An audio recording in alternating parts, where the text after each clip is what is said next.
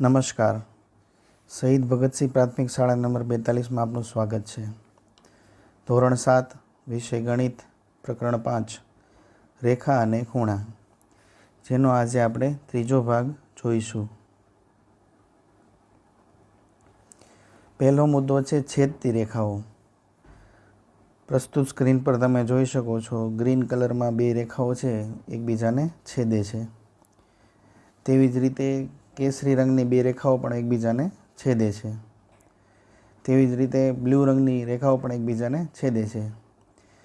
બે રેખાઓ છેદે એટલે કે ભેગી થાય અને ટકરાય અને ત્યાં ખૂણાઓ બને, તેને આપણે છેદતી રેખાઓ કહીએ છીએ. આકૃતિમાં તમે જોઈ શકો છો, બે રેખાઓ છેદે છે અને નીચે પણ બે રેખાઓ છેદે છે. એનાથી ખૂણાઓ બને છે. એક રેખા એલ છે અને બીજી રેખા એમ છે, બરાબર. અને તેની છેદિકા છે પી છે, એટલે કે બંનેમાંથી પસાર થતી એક રેખા છે જેને આપણે પી કહીએ છીએ. હવે એનાથી 8 ખૂણા બને છે, જે તમે સ્ક્રીન પર જોઈ શકો છો. ઉપરની રેખા સાથે ખૂણો બનાવે છે તેમાં 1 2 3 4 ખૂણા બને છે, અને નીચેની રેખા સાથે ખૂણો બનાવે છે તેમાં 1 5 6 7 8 ખૂણા બને છે. ઉપરની સાઈડ 4 ખૂણા બને છે અને નીચેની સાઈડ પણ 4 ખૂણા બને છે. પછીનો મુદ્દો છે સમાંતર રેખાઓ. જો બે રેખાઓ એકબીજાને અનંત સુધી છેદે નહીં તો તેને સમાંતર રેખાઓ કહેવામાં આવે છે. સ્ક્રીન પર તમે જોઈ શકો છો, સમાંતર રેખાઓ મેં દર્શાવી છે, જેમાં વ્હાઇટ રંગની છે તમે બે રેખાઓ જો ફ્લેટ છે, સીધી, તે ક્યાંય પણ સુધી છેદશે નહીં એકબીજાને, માટે તે સમાંતર રેખાઓ કહેવાય છે. તે પછી કેસરી રંગની રેખાઓ છે. આ બંને રેખાઓ પણ એકબીજાને ક્યાંય સુધી એટલે કે અનંત સુધી છેદવાની નથી, તેથી તેને સમાંતર રેખાઓ કહેવામાં આવે છે. તેવી જ રીતે ગ્રીન રંગની બે રેખાઓ છે, તે પણ એકબીજાને ક્યાંય સુધી છેદવાની નથી, એટલે કે અનંત સુધી ન છેદે તેને સમાંતર રેખાઓ કહેવામાં આવે છે. અહીં પીળા રંગની બંને રેખાઓ છે સમાંતર રેખાઓ છે, અને બંનેમાંથી એક રેખા પસાર થાય છે લાલ રંગની. તો જે લાલ રંગની રેખા છે, એટલે કે આ લાલ રંગની રેખા છે, તેને આ બે પીળા રંગની રેખાઓની છેદિકા કહેવાય, કારણ કે બંનેમાંથી પસાર થાય છે અને બંનેમાં એક બિંદુએ છેદે છે. તમે જુઓ, અહીંયા છેદે છે અને અહીંયા પણ છેદે છે. તો લાલ રંગની રેખા છે તેને છેદિકા કહેવામાં આવે છે, સમાંતર રેખાઓની છેદિકા. તો જો બે સમાંતર રેખાઓને એક છેદિકા છેદે તો કુલ કેટલા ખૂણા બને? અગાઉ જોયું તે પ્રમાણે 8 ખૂણા બને છે. ઉપરની સાઈડ 4 ખૂણા, 1 2 3 4. તેવી રીતે નીચેની સાઈડ 5 6 7 8, એટલે કે ટોટલ 8 ખૂણા બને છે. તો ખૂણાઓ બને છે તેમાં અમુક જોડ હોય છે જે આપણે આજે શીખવાની છે. તો બે સમાંતર રેખાઓની છેદિકાથી બનતા ખૂણા અને તેમાંથી કઈ જોડ બને છે તે જોતા જઈએ એક પછી એક. પહેલી જોડ છે યુગ્મકોણની જોડ. યુગ્મકોણની જોડ કઈ રીતે બને તો આકૃતિમાં આપણે જોઈએ.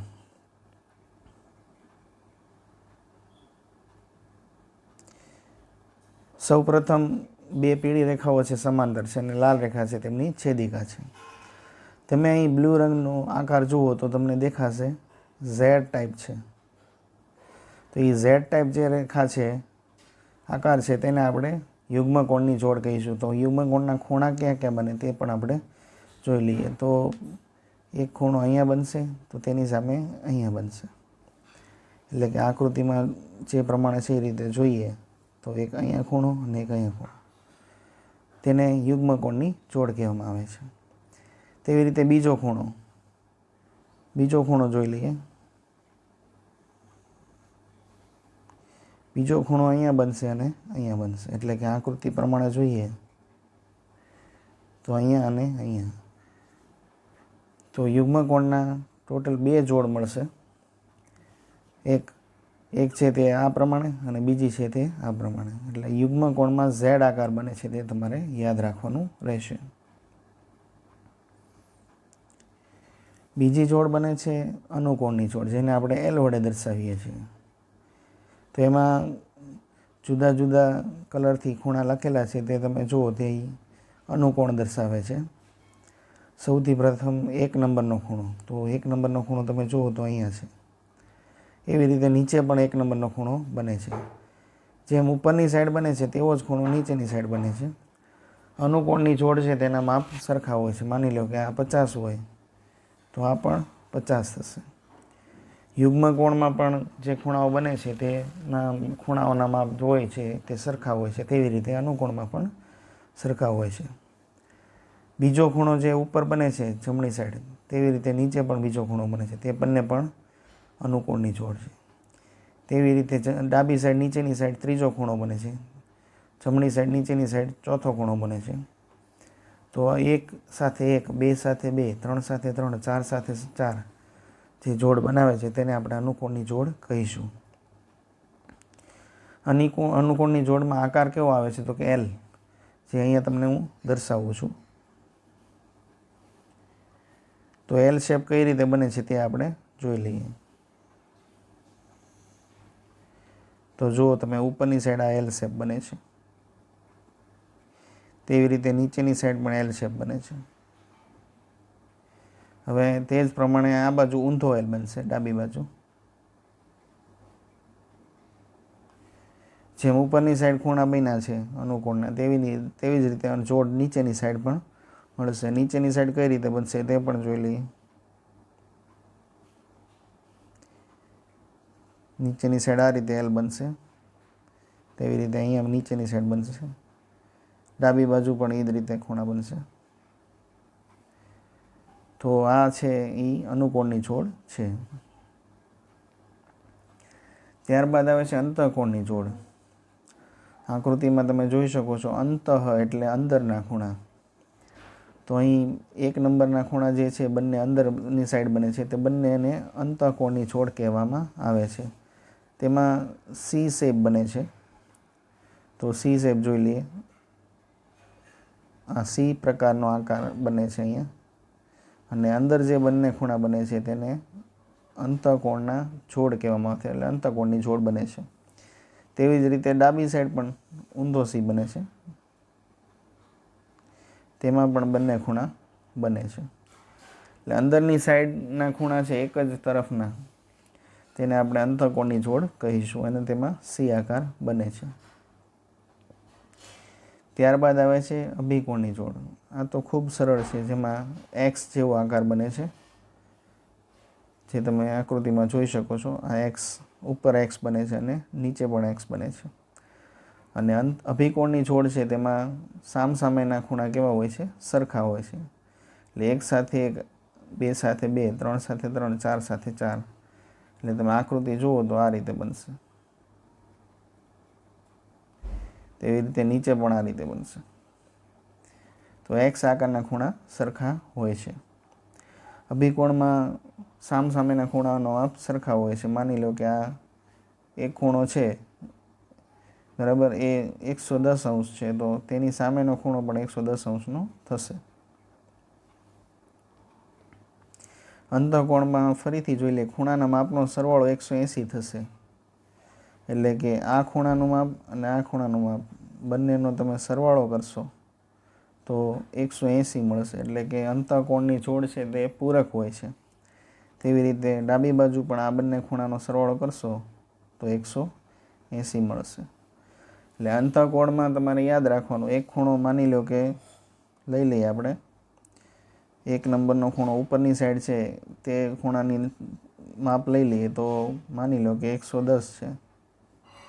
તો નીચેનું માપ છે એ 70 જ હોય, કારણ કે 110 ને 70 બંનેનો સરવાળો 180 થાય છે. તો અહીંયા આકૃતિમાં તમને તમામ ખૂણાઓ દર્શાવેલા છે, છેદિકાથી બનતા ખૂણાઓ, જેમાં એલ અને એમ રેખા આપેલી છે અને તેમાંથી છેદિકા પી પસાર થાય છે. તો એમાં પ્રથમ છે અંતઃકોણો. અંતઃકોણો એટલે અંદરની બાજુ બનતા ખૂણા. તો અંદરની સાઈડ બનતા ખૂણા ક્યાં છે તે આપણે જોઈએ. તો અંદરની સાઈડ 3 નંબરનો ખૂણો બને છે, 4 નંબરનો ખૂણો બને છે, 5 નંબરનો અને 6. એટલે છેદિકાથી બે રેખાઓ છે એલ અને એમ, એની અંદરની સાઈડ બનતા ખૂણા 3, 4, 5, 6. તો 12 કયા ખૂણા બને છે? તો 12 1, 2, 7, 8. હવે તેમાં અગાઉ ભણ્યા તે મુજબ અનુકોણની જોડ એટલે કે એલ આકાર બનતો હોય તેવા કયા કયા બનશે? તો 1 અને 5 તે આપણે જોઈ લઈએ. આ 1 અને 5 ઉપરની સાઈડના ખૂણા ડાબી બાજુ. 2 અને 6 તો ઉપરની સાઈડ જમણી બાજુના ખૂણા. 3 અને 7 તો નીચેની સાઈડ ડાબી બાજુના ખૂણા. અને 4 અને 8 નીચેની સાઈડ જમણી બાજુના ખૂણા. તો એને આપણે અનુકોણની જોડ કહીશું. તેવી રીતે અંતઃયુગ્મ કોણની જોડ. અંતઃ એટલે અંદરની બાજુ જે યુગ્મ કોણ બને છે તેના જોડ કયા કયા છે? તો 3 અને 6 એટલે કે અગાઉ જોઈ તે પ્રમાણે ઝેડ આકાર બને છે. તેવી રીતે 4 અને 5 અહીં અંદરની સાઈડ બને છે, તેથી અંતઃયુગ્મ કોણ. હવે બહારની સાઈડ બનતા હોય તો બાહ્ય યુગ્મ કોણ. તો એમાં કયા કયા આવશે? તો કે 1 અને 8 જે બહારની સાઈડ બને છે. તેવી રીતે 2 અને 7 તો આ બંને ખૂણા છે, ખૂણાઓની જોડ છે, તેને આપણે અંતઃ અને બાહ્ય યુગ્મ કોણોની જોડ કહીશું. જો અંદરની સાઈડ બનતા હોય તો અંતઃ અને બહારની સાઈડ બનતા હોય તો બાહ્ય.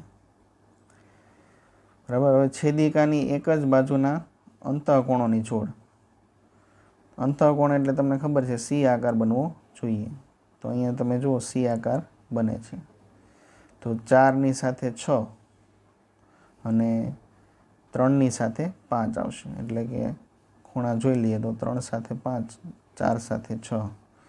તો અંદરની સાઈડ જે બને છે એક જ બાજુના ખૂણા તેને આપણે અંતઃકોણની જોડ કહીશું, જે આપણે અગાઉ જોઈ ચૂક્યા છીએ. હવે આપણે સ્વાધ્યાય 5.2ની ચર્ચા કરીશું. એમાં પ્રથમ દાખલો. નીચેના દરેક વિધાનમાં જે ગુણધર્મનો ઉપયોગ થાય છે તે જણાવો. જેમાં પ્રથમ દાખલો, જો એ સમાંતર બી તો ખૂણો 1 બરાબર ખૂણો 5. સમાંતરની અહીંયા નિશાની આપેલી છે. તો તમે જોઈ શકો છો એ અને બી સમાંતર રેખાઓ છે. તો 1 અને 5 ખૂણા સરખા થાય છે. તો 1 એટલે ઉપરની સાઈડ અને 5 એટલે નીચેની સાઈડ, પણ બંને ડાબી બાજુ આવેલા છે. તો 1ની સાથે 5 કઈ જોડ બનાવે છે? તો તમે જાણો છો તે અનુકોણ બનાવે છે. એટલે કે અનુકોણની જોડ બનતા હોવાથી માપ કેવા હોય છે? સરખા હોય છે. સરખા માટે બરાબરની નિશાની આપેલી છે, માટે કહી શકાય છે અહીંયા અનુકોણનો ગુણધર્મનો ઉપયોગ થયો છે. બીજું, જો 4 બરાબર 6 એટલે કે જો ખૂણો 4 અને 6 સરખા હોય તો એ સમાંતર બી. તો અહીંયા 4 અને 6 ને પહેલાં આપણે હાઇલાઇટ કરી લઈએ. 4 એટલે આ ખૂણો થશે અને 6 એટલે આ ખૂણો થશે. તો તમે જોઈ શકો છો ઝેડ પ્રકારનો આકાર બને છે. ઝેડ એટલે યુગ્મ કોણ. તો કહી શકાય કે અહીં યુગ્મ કોણ હોવાથી તેના માપ કેવા છે? સરખા થાય. એટલે અહીં કયો ગુણધર્મ વાપરવામાં આવ્યો છે? યુગ્મ કોણ. પછી ત્રીજું, જો 4 અને 5નો સરવાળો 180 થાય તો એ સમાંતર બી. 4 અને 5નો સરવાળો, 4 એટલે અહીંયા થશે અને 5 એટલે છેદિકાથી એક જ તરફના અંદરની બાજુના ખૂણા તેને આપણે કહીશું અંતઃકોણ.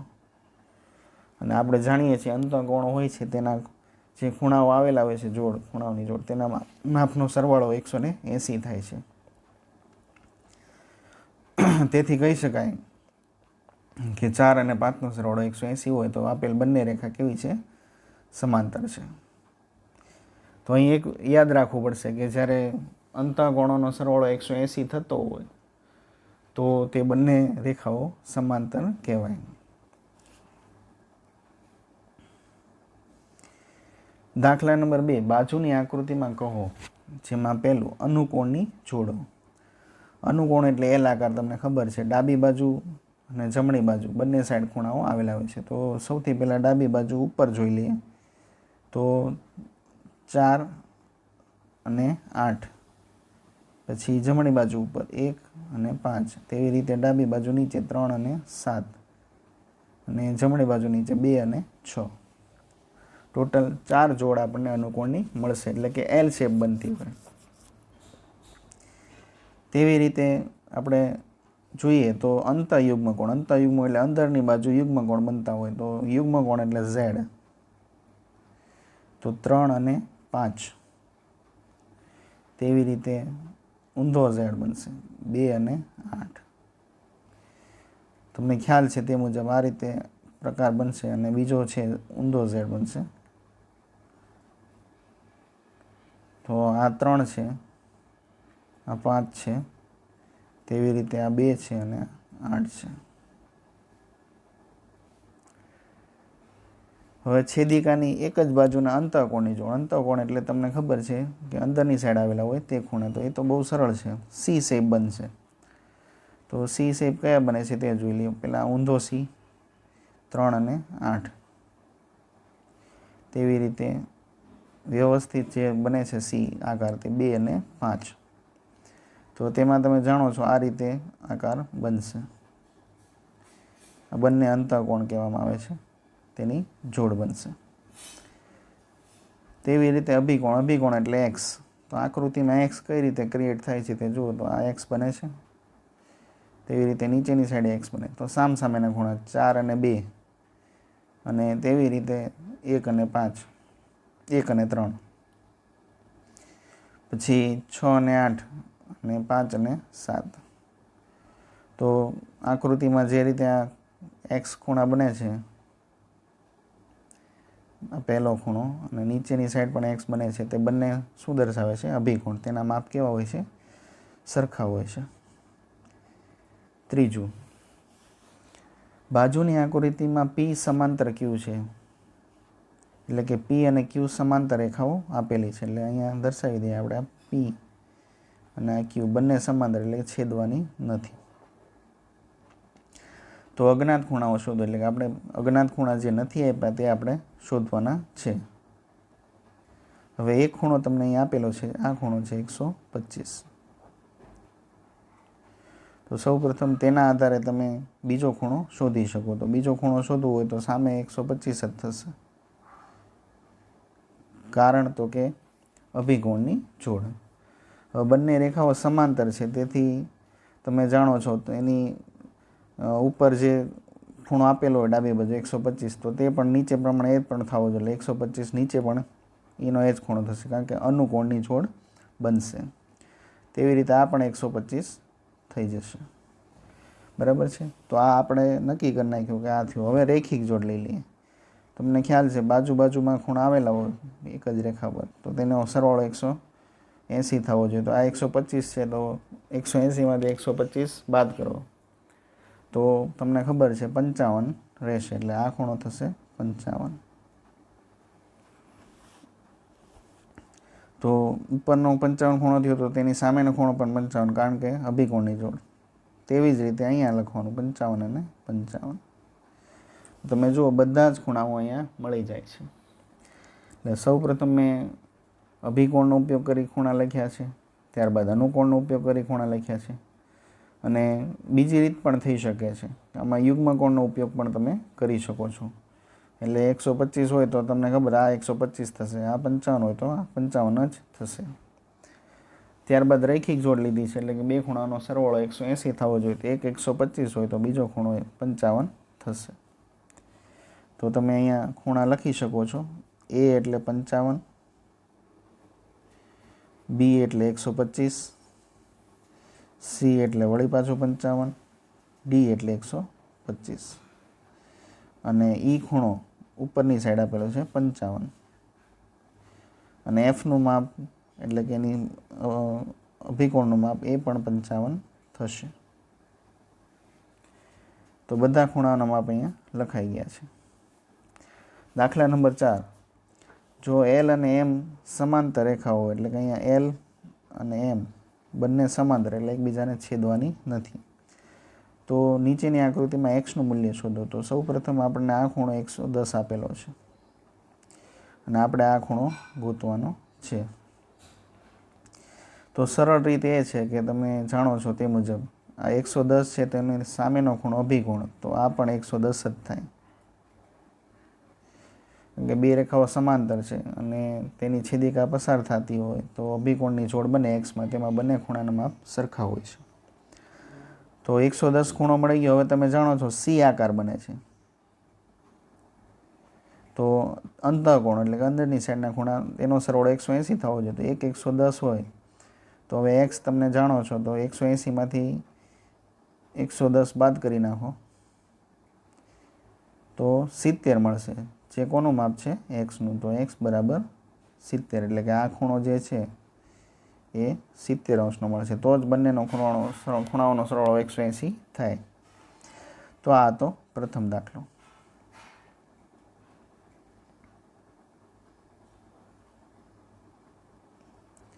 ત્યારબાદ બીજો દાખલો જુઓ.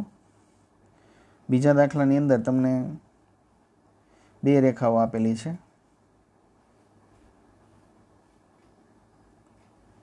એક રેખા અહીંયા પણ આપેલી છે. તેમાં આ ખૂણો છે એ 100 અંશનો છે, આ છે 80, આ એક્સ આપણે ગોતવાનો છે. તો તમે જાણો છો અનુકોણની જોડ છે અને છેદિકા પસાર થાય છે. તો આ 100 હોય તો બાજુનો ખૂણો રૈખિક જોડ પ્રમાણે 80 થવો જોઈએ અને અનુકોણ પ્રમાણે પણ આ 80 થવો જોઈએ. તો તમે જે પ્રક્રિયા ડાબી સાઈડ કરી છે તે જ પ્રક્રિયા તમારે જમણી સાઈડ કરવાની રહેશે, એટલે કે બીજી રેખામાં કરવાની થશે. હવે તેવી રીતે ઉપરનો ખૂણો 100 છે તો નીચેનો ખૂણો પણ 100 થશે. આ 80 થશે, આ પણ 80 થશે કારણ કે અભિકોણ, અને આ 100 થશે. તો જેમ ડાબી બાજુ છેદિકા છે તેમાં 100 ખૂણો બને છે, તેવી રીતે અહીંયા જમણી સાઈડ પણ 100 ખૂણો બનશે. એટલે કે આ જે 100 છે એ જ 100 અહીંયા આવવા જોઈએ, કારણ કે બંને રેખા કેવી છે? સમાંતર છે. અને અત્યારે જોવા જાઓ તો તેની છેદિકા કઈ રીતે બનશે? તો કે આ એલ રેખા અને એમ રેખા, તો તેની છેદિકા ઉપરની સાઈડ એ બનશે. તો આ જે 100 હોય તો આ 100 જ થાય, કારણ કે અનુકોણની જોડ બને છે. તેથી આ તો બહુ સરળ હતું, અનુકોણની જોડથી તમે લખી શકો છો. આ આકૃતિને તમે ઊંધી કરો તો વધારે તમને સમજાઈ જશે, કારણ કે એ રેખા આ રીતે છે અને એલ અને એમ આ રીતે છે. પાંચમો દાખલો. બાજુની આકૃતિમાં બે ખૂણાની બાજુ સમાંતર છે. ABC 70 આપેલો છે, એટલે કે આ ખૂણો તમને આપેલો છે. તો અહીં તો સરળ છે, તમને જાણો છો કે આ બંને રેખાઓ સમાંતર છે. તો આ છેદિકા બનશે, આ છેદિકા બનશે. તો જે પ્રોસેસ અહીંયા થાય તે જ અહીંયા થાય, એટલે કે આ પણ ખૂણો 70 જ થશે, કારણ કે આ બંને રેખાઓ સમાંતર છે. તો આ 70 હોય તો અનુકોણના આધારે આ પણ 70. તો આ ખૂબ સરળ દાખલો છે કે બે સમાંતર રેખાઓની છેદિકાથી જે રીતે અનુકોણ પહેલી છેદિકામાં બને છે તે જ અનુકોણ બીજી છેદિકામાં બને છે. તેવી રીતે ઉપરની સાઈડ છે તો નીચેની સાઈડ પણ ખૂણો અનુકોણની રીતે સરખો થશે. દાખલા નંબર 6. અહીં તમને એક આકૃતિ આપેલી છે જેમાં આ માપ 126 છે અને આ માપ 44 અંશ આપેલું છે. તો સમાંતર છે કે નહીં તે ચકાસવાનું છે, એટલે કે આ એલ અને એમ સમાંતર દેખાય છે કે નહીં, એમ તો ચકાસીએ આપણે. તો સમાંતર હોવા માટે સૌથી પહેલાં તો અંદરના ખૂણા, બંને ખૂણા આપેલા છે તો તેનો સરવાળો 180 થાય, એટલે કે અંતઃકોણની જોડ બનતી હોય તો તે સમાંતર છે, નહીંતર નથી. તો 126 અને 44નો સરવાળો 170 થાય છે. તો 170 થાય છે તો 180 થતો નથી, તેથી આપણે તેને અંતઃકોણ કહી શકાય નહીં. તેથી અંતઃકોણ ન બને તો સમાંતર નથી. માટે આ બંને રેખાઓ એલ અને એમ સમાંતર નથી. બીજી આકૃતિ, તેમાં 75 અંશ આપેલું છે અને આ પણ 75 અંશ આપેલું છે. હવે તમે જાણો છો અહીંયા એક ખૂણો 75 છે તો તેની સામે અભિકોણ પણ 75 અંશ થશે. હવે આ બંને અંદરના ખૂણા છે તેનો સરવાળો 75 + 75 એટલે કે 150 થશે. તો વળી પાછું એની એ જ શરત, અંતઃકોણનો સરવાળો 180 થતો નથી. અંદરની બાજુના ખૂણા છેદિકાથી એક જ બાજુ તરફના અંદરના ખૂણા બંનેનો સરવાળો 180 થતો નથી, 150 થાય છે, તેથી સમાંતર નથી. ત્રીજી આકૃતિ નંબર 3 અહીં દર્શાવી છે, જેમાં એક ખૂણો 57 છે અને બીજો ખૂણો 123 છે. હવે આ બંને ખૂણાઓ રૈખિક જોડ છે, તો એક ખૂણો 57 હોય તો બીજો ખૂણો 180માંથી બાદ કરીએ. 180 - 57, તો 10માંથી 7 જશે તો 3, 7માંથી 5 જશે તો 123 થશે. તો 123 છે તેની બાજુનો ખૂણો બને છે, એટલે કે આ ખૂણો 123 થાય છે. તો જોઈએ તો ઉપરની સાઈડ ડાબી બાજુ 123 બને છે, તેવી જ રીતે નીચેની સાઈડ ડાબી બાજુ 123, એટલે કે બંને ખૂણાઓ અનુકોણ બને છે. તો અનુકોણની જોડ સરખી હોય છે તો 123ની સામે 123 જ મળે છે. તેથી આપેલ બંને રેખાઓ કેવી છે? સમાંતર છે, કારણ કે અનુકોણના જોડના માપ કેવા છે? સરખા છે. ચોથી આકૃતિ જોઈએ, જેમાં એક ખૂણો અહીંયા 72 આપેલો છે ને આ છે તે 98 છે. તો 72ની બાજુનો ખૂણો રૈખિક જોડ પ્રમાણે 180 થશે સરવાળો. તો સરવાળો 180 કરવા માટે 180માંથી 72ને આપણે બાદ કરીએ. તો 180માંથી તમે 72ને બાદ કરશો તો 108 અંશ મળશે. તો આ 108 અંશ થશે. હવે તમે જો છેદિકાની એક જ બાજુના અનુકોણો બને છે, ઉપરની સાઈડ, બંને ઉપરની સાઈડ જ બને છે. તો સરવાળો બંને ખૂણાઓ છે એ સરખા થવા જોઈએ. તો આ 108 તો 108 જ થવો જોઈએ, પરંતુ 98 છે, તેથી અનુકોણો બનતા નથી. તેથી આપેલ બંને રેખાઓ સમાંતર નથી. તો આ સાથે અહીંયા સ્વાધ્યાય પૂર્ણ થાય છે.